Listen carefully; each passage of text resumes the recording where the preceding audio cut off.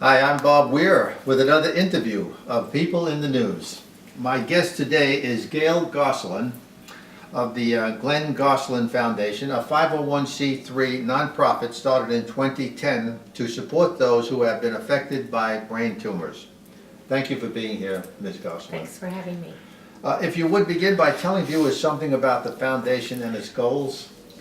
Well, the Glenn Gosselin Foundation was started in 2010. My husband passed away from a glioblastoma brain tumor in 2008. And my daughters and I wanted to do something to turn our grief into giving. And so we started up this foundation, and we raise money for brain tumor patients who are in financial difficulty due to their diagnosis. And we have raised over $225,000 since 2012, given grants to 66 brain tumor patients. And these grants consist of anything from paying mortgage payments, car payments, rent. We provide transportation when they need to get to their treatment facilities. We have paid moving expenses for a patient who wanted to move out of state to be near his family. We have been able to buy a bed for a 16-year-old with a brain tumor who was sleeping on the floor. So we're able to help in those situations where, because of the brain tumor, they don't have the money for those things. Can you tell us roughly how many people have been diagnosed with this condition? Every year there are 210,000 people living with a brain tumor in the United States, and that rate is going up all the time, and they are unable to figure out exactly why the condition is being diagnosed on a more frequent basis. And about how many people succumb to this each year, approximately? About 14,000. 14,000 a year. What is the survival rate after a tumor has been detected? It depends on the type of tumor. With a glioblastoma, which always starts as a stage 4 tumor, meaning it is terminal, survival rate is usually anywhere from 4 to 8 months. My husband was very fortunate and lived 3.5 years with his. Are there many types of brain tumors? Over 120 Wow, types of really? brain tumors, which is one reason it makes it so difficult for treatment, because every tumor has to have a different type of treatment. Has any cause ever been determined? They have no idea what causes brain tumors. Some brain tumors metastasize from other cancers in the body, but as far as a primary brain tumor, one that starts in the brain, they have no idea what the cause is. So a person can be living with this and not knowing it, and that something will trigger it, and all of a sudden they will have a seizure of some sort? Correct, and that's what happened with Glenn. He was an avid runner and cyclist, and he was out running one day and had a seizure and fell flat on his face. He had had no symptoms whatsoever. Wow. So, how about the survival rate of brain cancer compared to that of breast cancer? Depending on the type of tumor,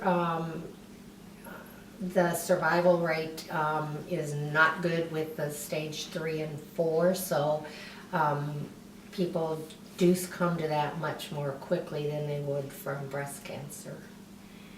So then it seems that there are no symptoms that would alert a person that they had a tumor that was growing in their brain, for example? Well, a lot of times the seizure is the first indication of one, but some people have severe headaches and they go to the doctor and they're told, oh, you just have a migraine, just take care of it that way. And then it's not until seizures start happening that they can figure it out. Other people have a lot of balance issues depending on where the brain tumor is located. So they might start falling, or notice that one side of their body is getting weaker than the other.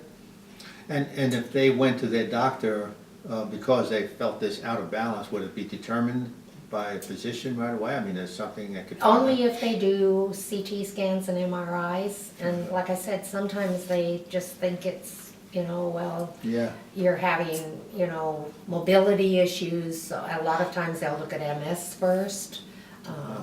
But when the seizures start, that is usually an indication for them that they need to definitely do an MRI, because it more likely would be a brain tumor.